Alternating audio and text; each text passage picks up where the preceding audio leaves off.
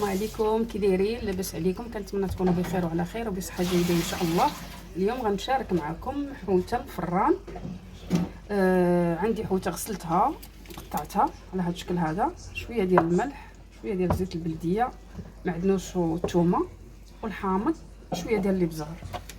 دابا غادي ندوز ندير شويه ديال الابزار هنا، اللي بغى يدير فلفله حاره يديرها، الملحه، شويه ديال الزيت البلديه،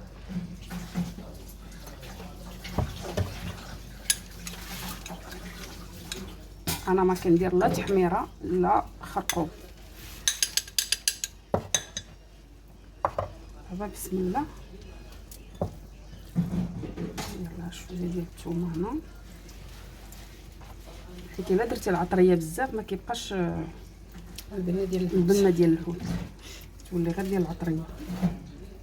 شوفوا كيفاش جديده الشكل هذا. صافي ندير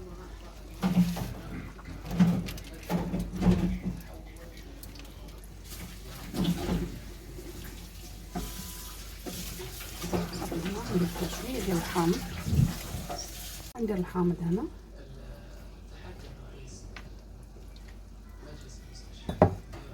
صافي ندير الحامض هنا،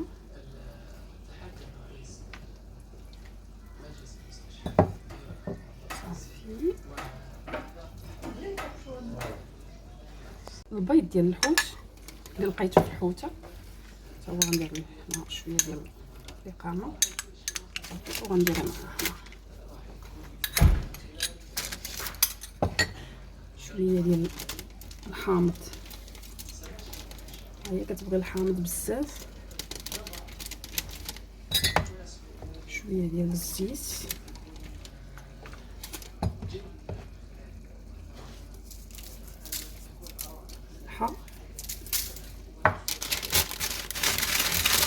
غنديرها في الفران وبقاو معايا تشوفوا الشكل النهائي ديالها.